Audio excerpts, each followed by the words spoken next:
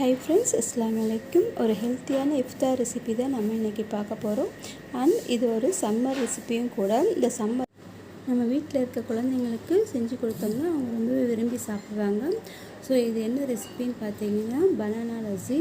So இந்த recipe பார்த்திங்கன்னா ரொம்பவே ஈஸி தான். மூணு இன்க்ரீடியன்ட் வச்சு நம்ம ஈஸியாக பண்ணிடலாம். ஸோ இந்த ரெசிபியை எப்படி செய்கிறதுன்னு பார்க்கலாம் வாங்க.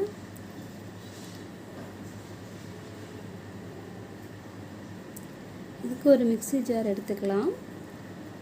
நான் இந்த மிக்ஸி ஜாரில் கெட்டியான ஒரு 200 ml தயிர் சேர்த்துருக்கேன். புளிக்காத தயிர் நீங்கள் சேர்த்துக்கோங்க.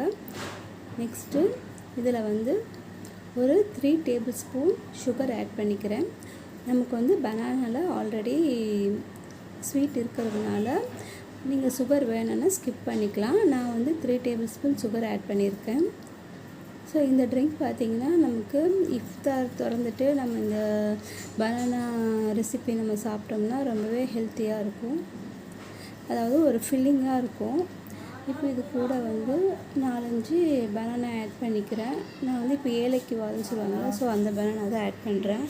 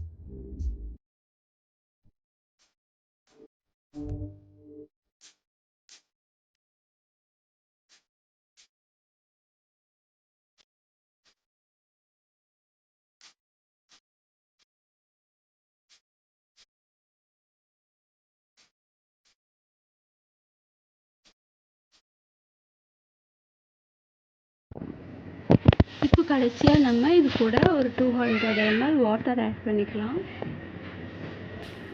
நல்லா சில்லுன்னு இருக்கிற வாட்டரை ஆட் பண்ணிக்கோங்க.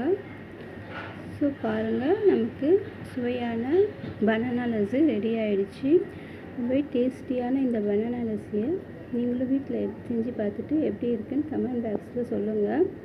ரொம்ப ஹெல்த்தியான இந்த ரெசிபி உங்களுக்கு பிடிச்சிருந்தா மறக்காமல் லைக் பண்ணுங்கள். நம்ம சேனலுக்கு சப்ஸ்கிரைப் பண்ணுங்கள். தேங்க்யூ.